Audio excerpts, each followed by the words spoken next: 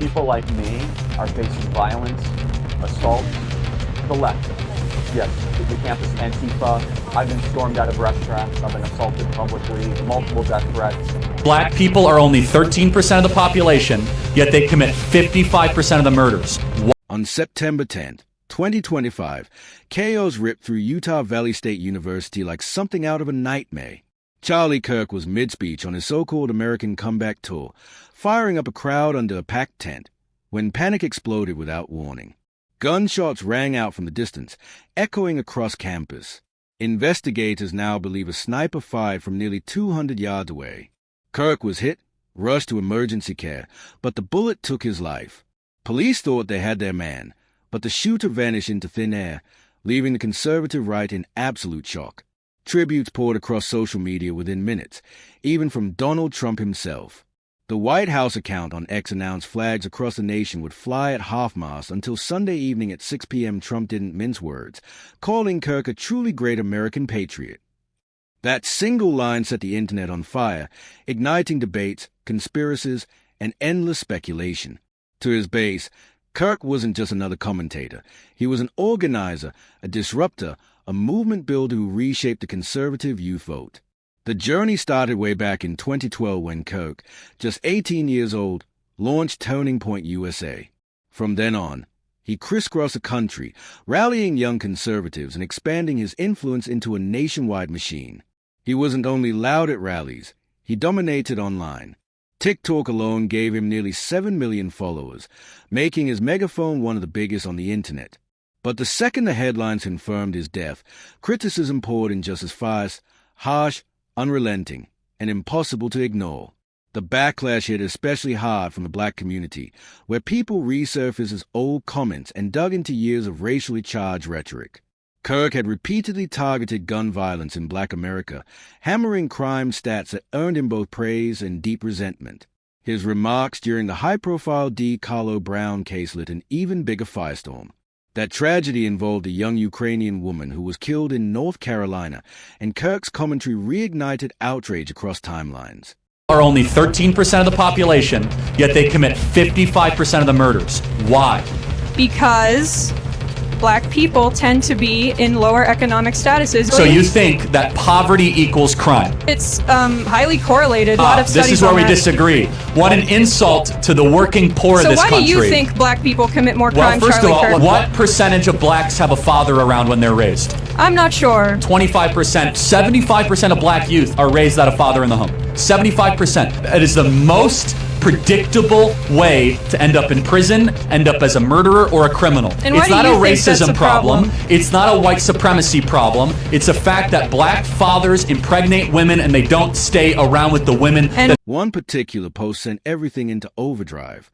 In it, Kirk flat out declared that Will Kane was 100% white. That single statement was screenshot, shared, and blasted across platforms, fueling hashtags and non-stop discourse. Supporters defended him as just speaking facts. Critics saw it as pure bias, another example of dog whistle politics. Even after his death, Charlie Kirk's words keep splitting the country in half. His legacy is not peace, it's polarization, and that means he'll remain a flashpoint for years to come. For years, mainstream outlets painted the picture that America is this endlessly racist country where white-on-black attacks happen around every corner. It's Juneteenth. Well, very few people are willing to actually call this out. From the first time that this was floated as a federal holiday, I am thankful and proud to say on this program we oppose it. This is not about out of many one. No, it's about a certain skin color now gets their own summertime celebration. The exact same thing that happens before NFL games where they play the black national anthem. This recognition of this as a quote-unquote federal holiday comes right out of the 1619 Project. Look who's most excited that this is a federal holiday. And they're not talking about this as a massive celebration. Oh wow, look how far blacks have come. It has now become a racial complaining day. Now we have a full day to be able to smear and slander white America. This holiday is a wedge. Holiday. was a wedge used to push for countless destructive policies demanded by BLM. And remember what BLM stands for: burn, loot, and... But Charlie Kirk flipped that script upside down with cold numbers, insisting black-on-white attacks occur nearly 3 times more often, even though black Americans only make up about 13% of the population. His critics blasted him for cherry-picking stats, but his supporters swore he was just exposing what no one else had the guts to say. And whether people liked it or not, that claim still sparks outrage and debate every single day. And that was only the beginning. Kirk didn't just take aim at Democrats and the political left. He stirred cultural wars too, hitting flashpoints that cut even deeper. After drilling down on crime in the black community, he pivoted and dismissed Juneteenth outright, a holiday that literally marks the end of slavery in America. That jab landed like a live grenade, setting off furious backlash nationwide. Suddenly, Kirk wasn't just accused of being divisive. He was accused of disrespecting history itself, dragging him headfirst into yet another firestorm of criticism. Here's the problem with a lot of white conservatives. They'll recycle Trump's famous line, "What do black people have to lose?"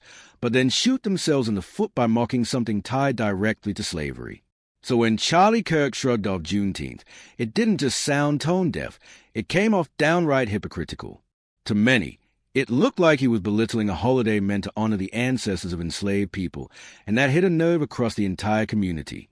And while Kirk did keep a handful of black conservatives around, those relationships always looked lopsided from the outside. If you wanted a seat at his table, you had to follow his script word for word. Every black conservative standing next to him seemed to recycle the same talking points he pushed, almost like they were reading out a handbook. After all, Kirk co-founded Turning Point USA, and insiders say black voices inside that circle had little choice but to echo his ideology if they wanted to stick around. That's a dynamic critics point to when they question his true mindset. Because let's be real, if any other group had their culture dismissed like that, people would instantly call it offensive. But when Kirk brushed off Juneteenth, it came across like a direct shot at the black community, which is why the outrage burned hotter than ever. Talking violent crime stats was one thing. Some argue the numbers at least gave him cover. But once he crossed into erasing cultural history, the whole narrative shifted to pure disrespect. That was a breaking point. Actually, I think empathy is a made-up new way to learn that.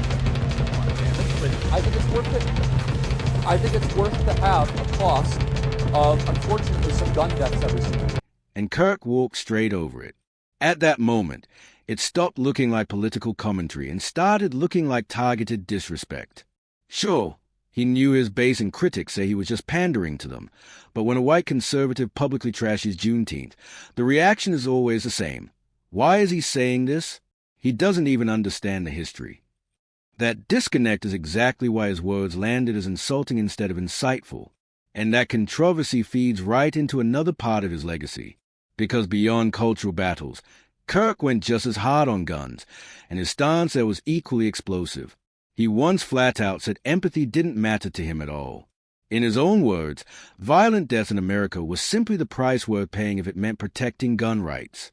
That was Charlie Kirk in a nutshell, unfiltered, unapologetic, and more than willing to spark outrage, no matter how far he had to go. That was Kirk's stance, cold, blunt, and unapologetic. So the backlash now feels inevitable. People are asking why anyone should pour out empathy for him when he spent years refusing to show it to others gunned down across America. One critic nailed it. "I'm not here to mock his death. But let's be real, this is the same guy who would have shrugged if it was someone else." To Kirk, lives lost weren't tragedies. They were just the cost of doing business. That irony is exactly what critics are hammering now. Kirk was only 31, married, with a young family. A life cut short is tragic, no question. Nobody deserves to be killed over their beliefs, no matter how extreme. But reality is cruel. People will kill you for what you stand for, and Kirk became proof of that. The twist? When you spend years denying empathy to others, don't expect those same communities to return the favor. Hypocrisy doesn't slide anymore, and critics are making sure of it. This generation doesn't sugarcoat. They call it out raw, even in death. Especially with younger audiences, respect isn't automatic. Look at rap culture today. Diss tracks mocking enemies after death are normalized. something unthinkable back in the 80s and 90s. Back then, if a rival gang took someone out, it ended there. Now, death gets turned into content. So when Kirk died, the reaction was ice cold. You didn't care about us, so why should we care about you? And that's where things got explosive.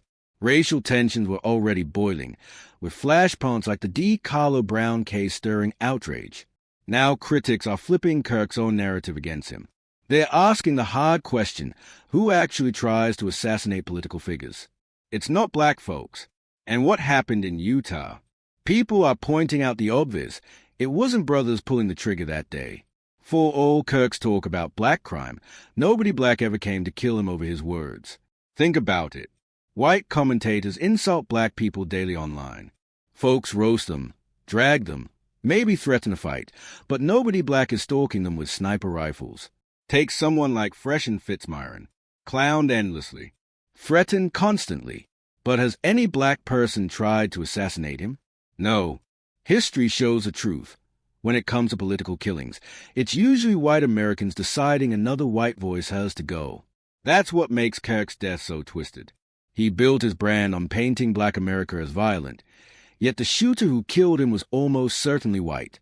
And if we're being brutally honest, history is stacked with wars, invasions, and bloodshed carried out by white powers. So when conservatives cry shock at violence and try pinning it on black America, critics fire back with a hard truth. Who do you think taught us violence in the first place? From broken systems to broken language, everything in this country traces back to lessons forced down by those in power. Some of those patterns stuck, but here's the hypocrisy. Now, suddenly, white conservatives act disgusted, as if they can't believe what we've become. Reality check. You're staring at your own reflection. The same violence you engineered is now devouring your own ranks. That's the mirror nobody wants to face. Yes, black America has violence issues. Nobody's denying that. But here's the difference. It's not us assassinating conservative leaders or storming to kill presidents. That's never been our lane. Accountability belongs where it always has, inside white America. Because if we're honest, the biggest threat to white America has always been white America. From the Civil War to political shootings, the bloodshed has come from within. And deep down, everyone knows it. The real danger never came from us. It's been inside your own ranks the entire time. The truth is this, real power in America doesn't sit on the block. It's not in the neighborhoods. It's in the corporations, the media empires, and the political machines pulling strings behind the curtain. And like it or not, most of that control leans left. Those are the players big enough to shift outcomes. But instead of holding them accountable, folks stay quiet. And when the silence hits, the blame always rolls downhill, dumped on black communities that don't even have that kind of reach. For years, Charlie Kirk loved to hammer black dysfunction. But let's be clear, black America had nothing to do with his death. His downfall didn't come from us. It came from his own side, his own system, his own fractures. For decades, this country stripped black America of power, boxed us in, and turned us into props. That was the plan from the start. And it worked. Now America is drowning in bigger crises, ones that have nothing to do with us. Yet somehow, we always end up painted as a villain. But this time, that narrative breaks. What happened in Utah wasn't born in the black community. It came straight from inside the very camp Kirk was loyal to.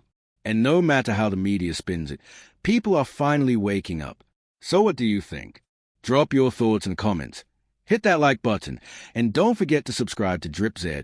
Share this video so more voices can join the debate. The conversation is just getting started, and trust me, your voice matters.